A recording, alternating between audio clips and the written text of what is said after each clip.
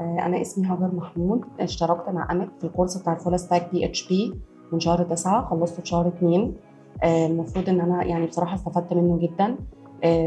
اتعلمت فيه HTML CSS، اتعلمت فيه جافا سكريبت، كمان أخدنا الرياكت وأخدنا صورة كده عامة عن النكست. بعدين دخلنا على الداتابيز وتعلمت ماي سيكوال وازاي نقدر ان احنا نعمل الداتابيز. بعدين كملنا في البي اتش بي واخدنا بالظبط بقى الفول ستاك كامل وكملنا عليه اللارافيل وازاي نقدر نستخدمها.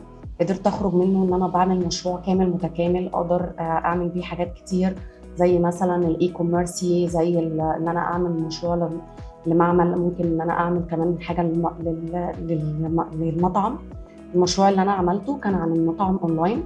كان بيساعد في ايه؟ كنا بنعمل ان احنا نقدر ان هو يقدر يحجز اونلاين للترابيزه مثلا هيجي في يوم او حاجه. الميزه الثانيه ان هو كان ممكن تتابع الاوردر بتاعك الاونلاين وصل لفين، حالته ايه، هو جاي في الطريق، هو لسه بيندنج، الكلام ده كله. سهلت كمان على العميل ان هو يقدر يختار ان هو يدفع ازاي، الميزه بتاعته اذا كان بالدفع بالفيزا او الدفع بالكاش لما يوصل.